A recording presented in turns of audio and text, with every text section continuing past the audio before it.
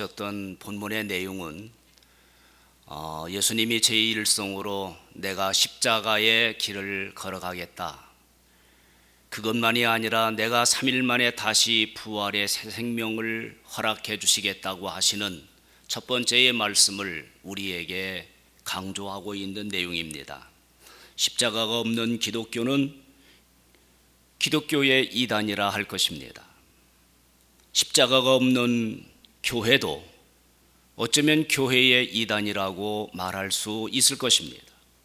십자가가 없는 성도 한 분 한 분도 어쩌면 쭉정이 신자요, 그리고 성도가 아닌 이단의 성도라고도 이야기할 수가 있을 것입니다. 실로 기독교는 십자가로 시작하고 십자가로 진행, 그리고 십자가로 매듭을 짓는 것이 기독교의 정신이고 교회의 정신이고 우리 성도들의 정신인 줄로 우리는 믿습니다. 그러므로 우리는 모든 성도들과 함께 십자가의 길을 걸어가는 것은 당연한 도리요, 십자가 앞에서 무릎을 꿇는 것도 당연한 도리요, 십자가를 지고 가는 것도 당연한 우리의 의무인 줄로 압니다. 예수 그리스도의 십자가, 내 무거운 짐을 잠시 내 손에서 내려놓을 수 있는 시간이 십자가의 시간입니다. 인간은 더 많은 욕심을 가지려고 합니다. 그리고 더 많은 욕망을 채우려고 합니다. 그 일 때문에 안간힘을 쓰고 있는 것이 오늘의 현장이지만, 그러나 그 고통 속에서, 그 몸부림 속에서 하늘을 잠깐 바라보고 그리고 십자가를 바라보는 것이 우리에게 주시는 십자가의 은총이라고 하는 것입니다. 욕심을 채워보려고, 그리고 욕망을 만져보려고 하늘도 잊어버리고 부모 형제도 잊어버리고 교회와 사명도 잊어버리고 몸부림쳤던 모습에서 나에게도 하늘이 있구나, 나에게도 교회가 있구나, 나에게도 가정이 있고 내가 섬길 만한 사람들이 있구나 라고 하늘을 바라보면서 한숨 쉴 수 있는 그 시간이 바로 십자가의 시간이라고 하는 사실입니다. 그런 마음으로 바로 십자가를 우리가 바라볼 수 있는 자가 되어야 할 줄로 믿습니다. 십자가, 그것은 고난과 환난을 내가 수용할 줄 아는 믿음의 시간인 것입니다. 사랑하시는 성도 여러분, 우리가 살고 있는 이 세상, 그렇게 만만한 세상은 아닌 것 같습니다. 몰아치는 비바람이 순식간에 몰려올 수도 있습니다. 해일처럼 일어나는 큰 파도와 폭풍이 일어날 수도 있습니다. 갑자기 떨어지는 우박들, 그것이 질병이든지 실패이든지 자녀들의 아픈 사연이든지 가정의 근심과 걱정들, 갑자기 떨어지는 우박을 피할 길도 없는 것이 인간의 삶의 현장이 아니겠습니까? 애써 보아도 힘써 보아도 울어보아도 해결될 수 없는 그런 사건들이 우리 주변에 너무 많이 산재되어 있다는 사실들을 우리는 느껴야 할 것입니다. 저는 가끔씩 건강을 위해서 새벽기도회를 마친 후에 운동을 하러 나갑니다. 근데 운동을 하러 나갈 때 같이 운동을 했던 젊은 친구 한 사람이 있었습니다. 아주 잘 사는 친구였습니다. 그런데 함께 운동을 하다가 이 친구가 갑자기 깜짝 놀랐습니다. 그래서 운동을 하다 말고 119를 불러서 그 친구를 병원으로 옮겨놨습니다.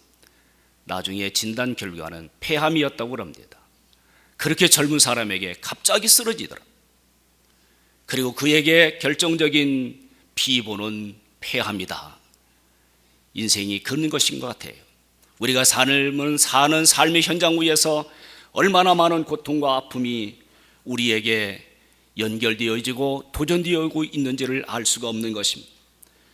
우리에게 있는 고난과 환난을 믿음으로 수용할 수 있는 것이 십자가입니다. 그 십자가 속에 주님이 주시는 생명이, 그 십자가 속에 주님이 명령하신 명령이, 그 십자가 속에 주님이 약속하셨던 그 약속들이 들어있기 때문에 그렇다는 말씀입니다.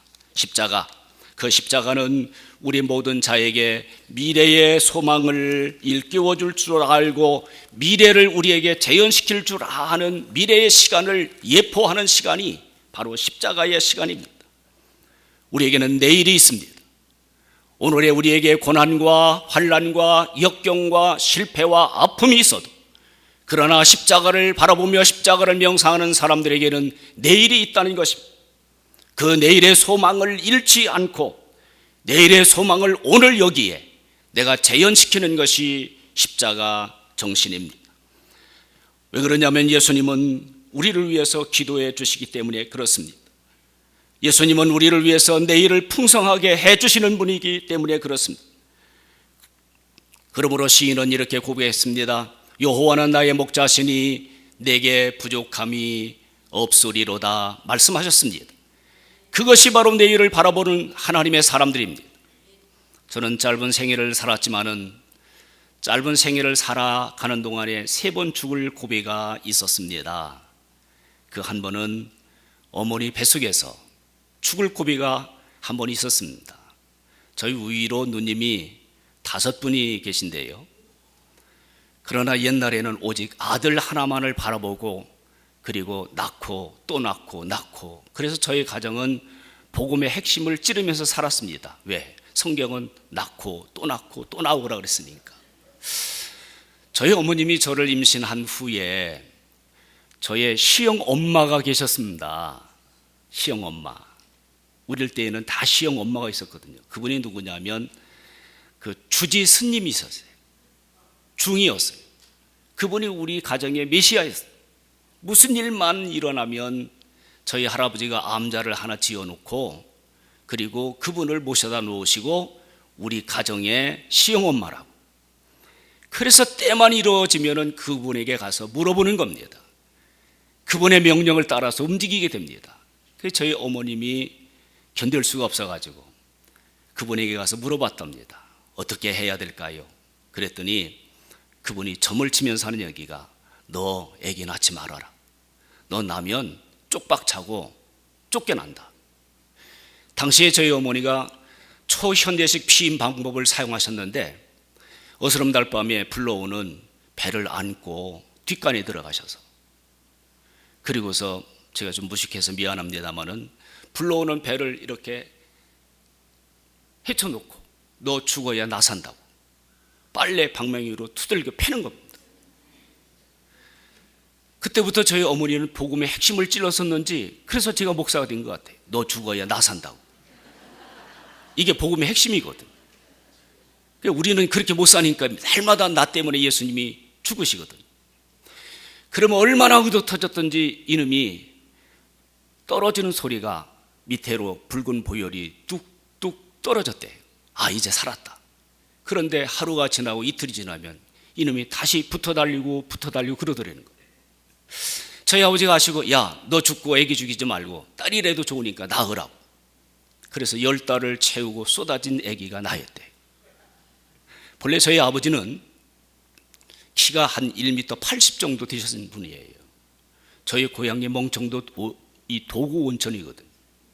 도구 온천에서 온양읍내를 나가시려면 한 20-30분쯤 걸어가시면 됩니다.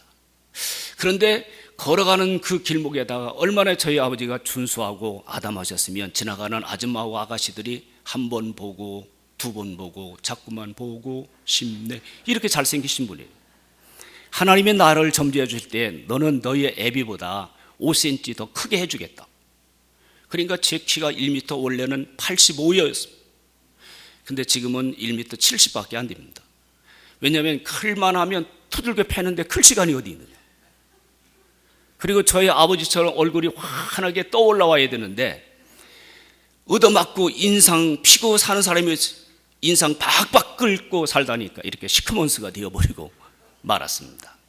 그때 저는 죽을 고비가 어머니 뱃속에서 한 번 있었습니다. 그리고 교회를 개척하고 한 4-5년쯤 된 것 같아요. 우리 애기 둘이 그때 태어났었어요. 이놈들이 여름만 되면 아빠 우리도 놀러가자. 우리끼리 얘기지만 애들 이길 부모가 어디 있것이오. 그래서 교회에다 광고를 하고 야 2박 3일만 갔다 올 테니까 교회 잘 지키라고. 그리고 모국 유원지로 놀러 갔다. 거기 여름철에 보니까 그 모국 유원지가 홍천간 이 상류잖아요. 물살이 아주 세요. 그래서 견지를 하면서 피라미를 잡아가지고 튀겨 먹고 졸여 먹고 매운탕을 해 먹고 있는데 그 다음 날이었어요. 물살이 얼마나 센지 거기에 들어가서 이렇게 피라미를 잡고 있는데 애기 하나가 둥둥둥둥둥둥 떠내려오는 거예요. 그러니까 사람들이 소리를 질러. 애기 떠내려간다. 근데 어떤 한 사람이라도 물속에 뛰어들어가서 떠내려오는 아기를 구원해내려고 하는 사람이 하나도 없더라. 나도 물살이 너무 셌기 때문에 뛰어들어가면 나도 죽을 것 같아서 얼른 고개를 숙여버리고 돌려버리고 말았어요. 난 그때 성령님이 얼마나 난 욕쟁인지 몰랐어요. 세상에 내 속에 계시는 성령님이 육두 문자 있는 대로 다 쓰시면서 저 벼락 맞은 놈의 새끼, 내가 저놈을 어떻게 목사로 만들어, 저 나쁜 놈의 새끼, 별 욕을 다 하시는 거예요. 그러니까 견딜 수가 없어가지고 에이씨 하고 그냥 물속으로 뛰어가서 둥둥둥둥 떠내려가는 그 어린아이를 끄집어 올라가지고 그리고 던져놓고 나는 물속으로 꼬르륵 이렇게 가라앉은 그 순간에 우리 집 날쌘돌이가 지 신랑 죽을까봐 사람 살려 그러고 외쳤다. 우리 집사람이 얼마나 날씬한지 85kg는 안 나가거든요. 그러니까 제 신랑 죽을까봐 사람 살려 하는데 어디서 예비가 되어 있는지 뽀도 한 대가 뽀두 하고 오더니 가라앉는 나를 이렇게 잡아가지고 끌어올리더라고요. 그때 저는 모궁 유원지에서 죽을 고비가 한 번 더 있었습니다. 청년들이 안면도 수련관에서 한 50명쯤 이렇게 수련회를 여름철에 어느 해에 했었습니다. 그러니까 목사가 돼가지고 또 안 가볼 수가 없잖아요. 그래가지고 차를 몰고 프리웨이를 달리면서 안면도 그 수련관으로 갔는데 앞에 오는 차가 너무 이뻤는지 내가 꼭 껴안아서 버리고 말이야. 나는 그때 심장마비로 죽는다는 말을 그때 느낀 것 같아요. 머리는 멀쩡하고 정신은 멀쩡한데 손, 발 이게 움직이지를 못하더라고.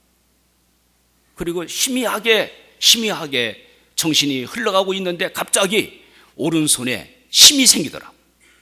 힘이 생기는 오른손이 멈추어 가는 심장을 막 이렇게 두들기는 거예요. 조금 후에 코에서 코피가 하염없이 흘러서 제 3한강교로 흐르기 시작하더라.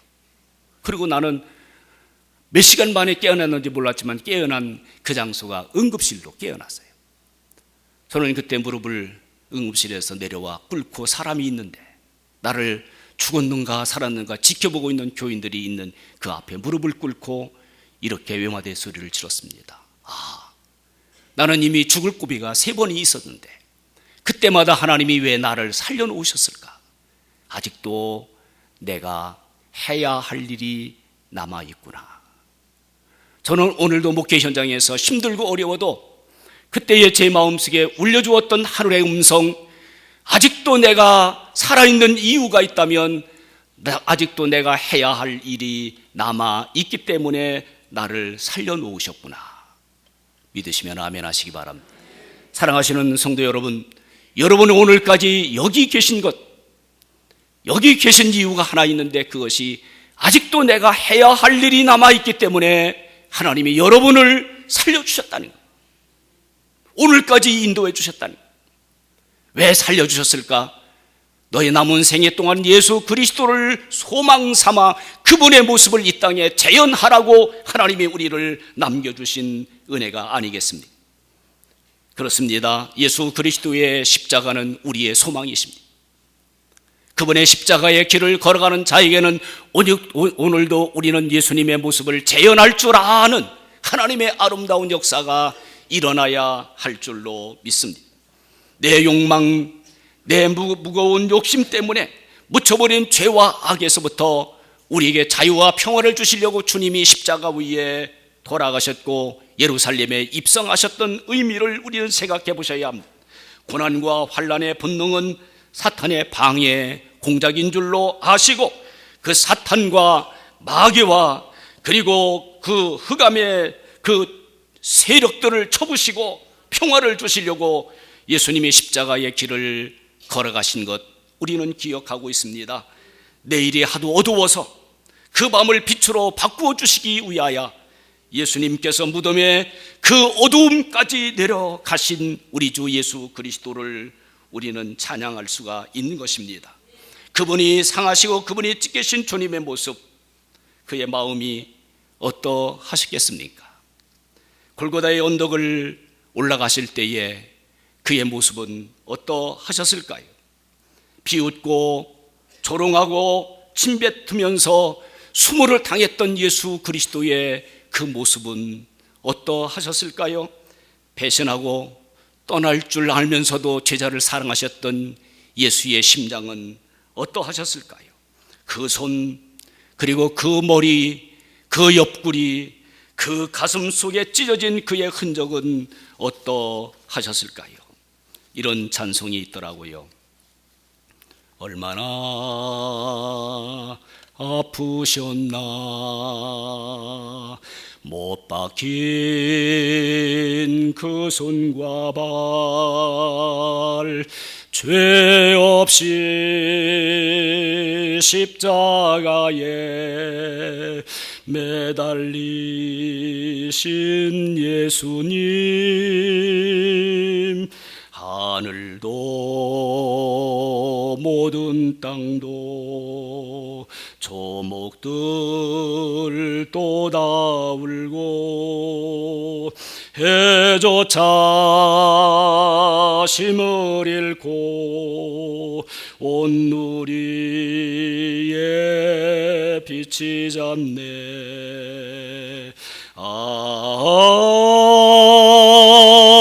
끝없어라 주의 사랑 언제나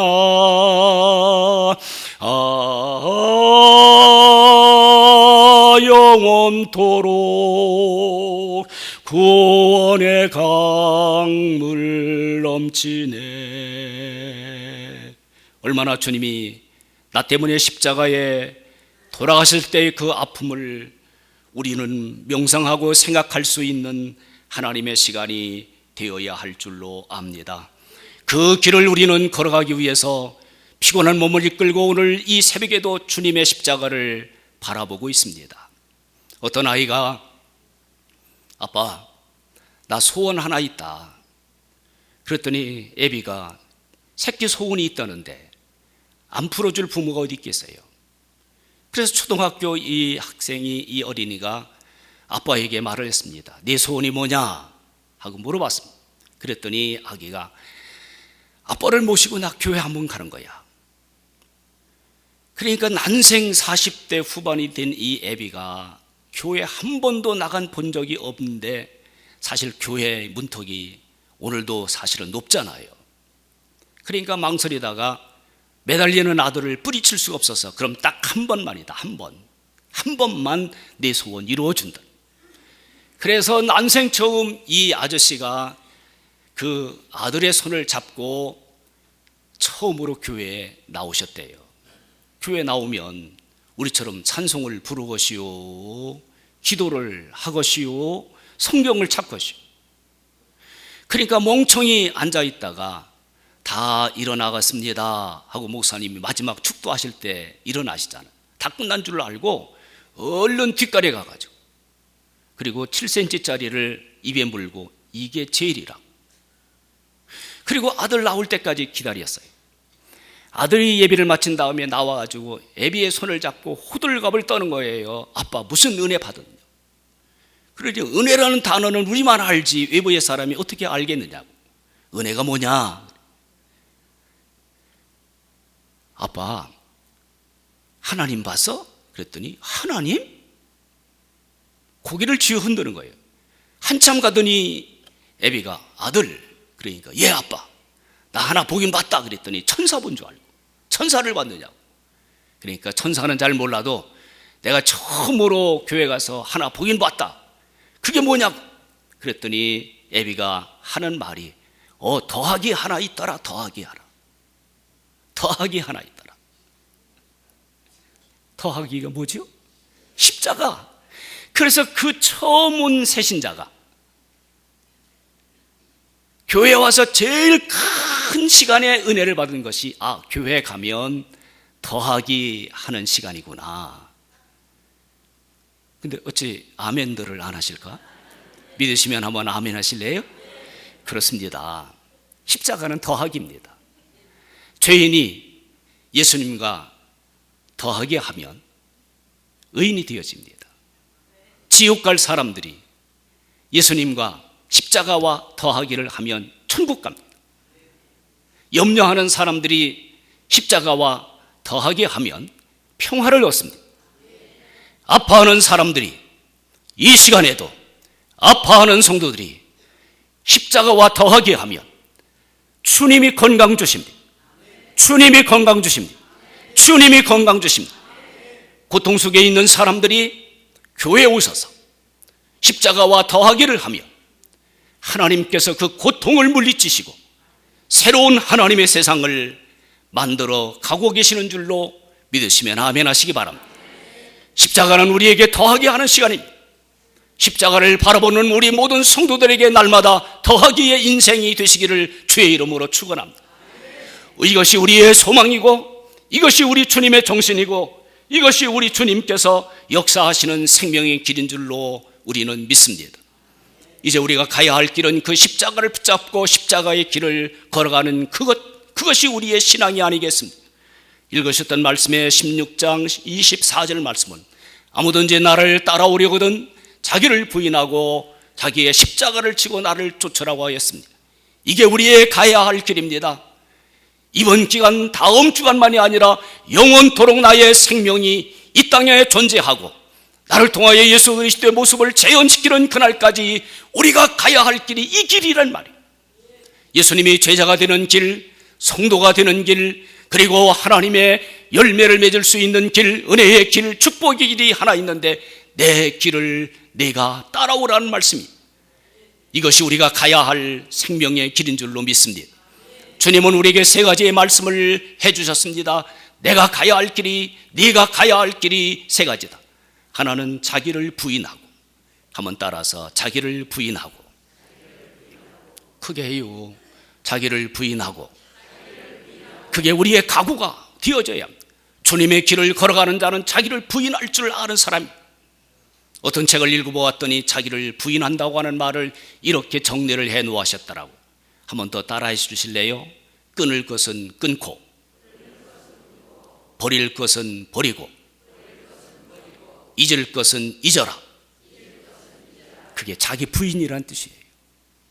우리가 주님을 믿고 교회 생활을 그렇게 해도 아직도 끊어야 할 것을 끊지 못하고, 버려야 할 것을 버리지 못하고, 잊어야 할 것을 잊지 못하고 십자가를 바라보면 내가 십자가 앞에 부끄러운 인간밖에는 될 수가 없다는 거예요. 사랑하시는 이들이여, 오늘 아침에 우리가 다시 한번 십자가를 바라보십시다. 그 위에서 나를 향하여 하나님의 부드러운 음성을, 그리고 간곡한 그분의 권면을 들어보십시다. 너 끊을 거 끊었니?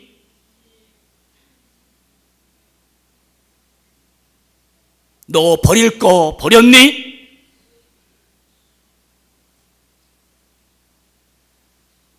그리고 맺힌 마음의 한을 용서할 수 있니? 이 각오가 없이는 십자가의 길을 걸어갈 수가 없다는 것.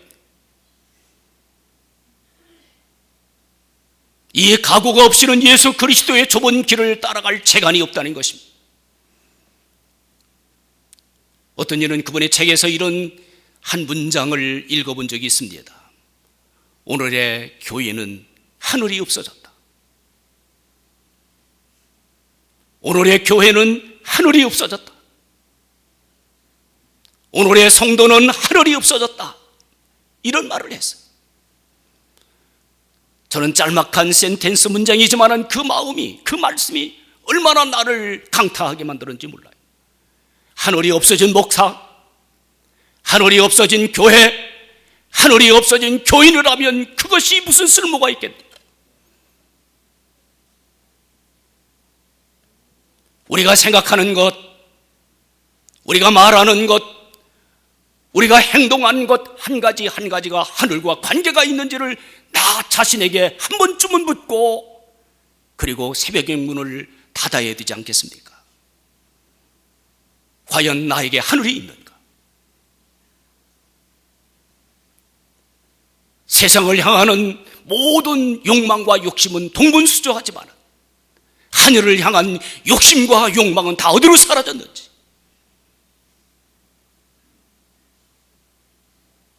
이유가 있다면 자기를 부인하지 못하기 때문에 그렇다는 거예요. 자기를 부인하는 자들에게 하늘문이 열릴 줄로 믿습니다. 하늘이 보일 줄로 믿습니다. 하늘의 소리가 들릴 줄로 믿습니다. 하나님의 영광이 이루어질 줄로 믿으시면 한 번 더 아멘 하시기 바랍니다. 우리는 하늘이 있는 사람이어야, 하나님이 계시는 사람이어야 하고 성령님이 계시는 사람이어야 하기 때문에 그 역사의 현장은 나 자신을 부인할 줄 아는 사람이어야 한다. 우리가 그런 믿음의 용사들이 되시기를 축복합니다. 주님은 두 번째로 십자가의 길을 걸어가는 사람의 가져야 할 두 번째 각오를 이렇게 말씀하셨습니다. 네 십자가는 꼭 네가 져. 한번 따라서, 네 십자가는, 꼭 나보고만 하는 것 같아. 그때는 내 십자가는 이렇게 해야지. 한 번 더, 네 십자가는 네가 져. 한 번 더 해보실래요? 내 십자가는 내가 지었습니다. 그러면 한번 두 손 들어 아멘 합시다. 그게 주님께서 걸어가라고 하는 좁은 길의 인생입니다. 내 십자가는 내가 지고 가는 것입니다. 저는 어릴 때 사람들이 나를 물어보고 하는 얘기가, 황 목사는 고생 한 푼도 안 하고 살아온 목사 같다고. 여러분들 그렇게 보여요? 저는 초등학교 4학년 때 저희 아버지가 돌아가셨고요, 중학교 2학년 올라갈 때 저희 어머니마저 돌아가셨습니다. 그때부터 지금 제가 장가 가기 전까지 안 해본 고생은 빼놓고 다 해본 것 같아요. 그랬더니 저의 위장이 뻥 뚫렸습니다. 왜 그러냐면 제대로 먹지 못해가지고. 일주일에 한 번은 제가 중국집을 꼭 신방 갔습니다. 중국집에 가면 짜장면 한 그릇을 시켜주면은 간장 단지, 식초 단지, 고춧가루 단지가 나를 영접해요. 잘 오셨다고. 그래서 그걸 가방에다 집어넣고 와야 일주일을 살아요. 나 예수 믿고 회개하시오, 그 문제 때문에. 근데 내가 찾아가서, 내가 당신 중국집에서 이렇게 먹었으니까 이렇게 배상합니다, 그 얘기는 아직도 못하시오. 그게 이제 지금 마음에 걸려요. 왜? 그게 있어야 내가 일주일을 사니까. 서울에 올라와가지고 추운 겨울이면 그냥 바깥에 있는 창고 속에 있는 벤치에서 그냥 옷 하나 입고 그렇게 사는 삶으로부터 시작해서 안 해본 고생 빼놓고는 다 해본 것 같아요. 그때 제 마음속에 예수 그리스도가 오신 후에 나는 주님을 믿으면 다 병 낫는 줄 알아요. 지금도. 아, 나만 나선나비구나. 아멘을 아무도 안 하시는 거 보니. 그래서 밥을 요만큼만 먹어도요, 속이 쓰려가지고 달마다 비벼시오. 그래서 저는 이쪽보다 이게 조금 더 커요. 왜?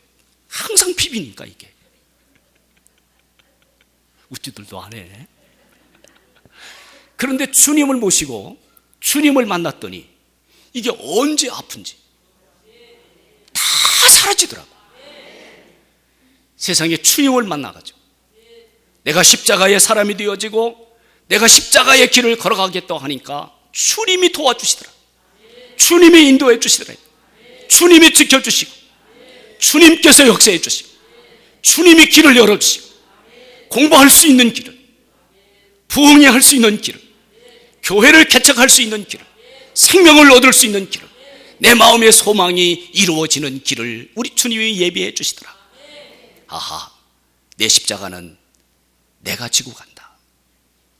그 십자가가 아무리 무거워도 그 십자가는 내가 지고 가는 거야. 우리는 하늘을 날아다니는 새 한 마리를 기억합니다.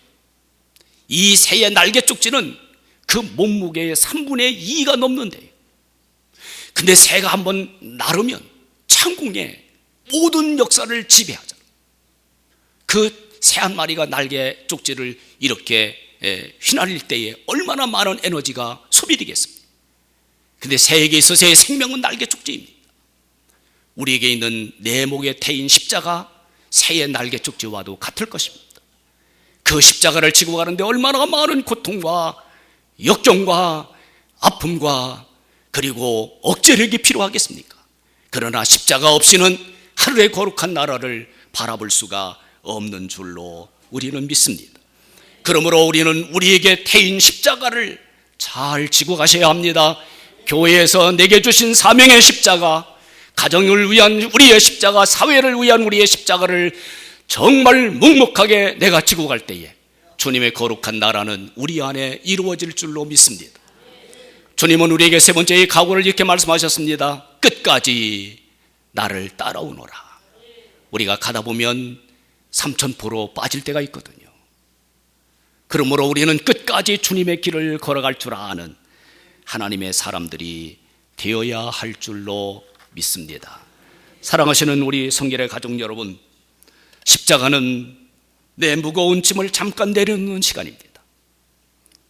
나와 여러분들이 십자가를 바라볼 때마다 내 무거운 짐을 그 앞에 내려놓으십시오.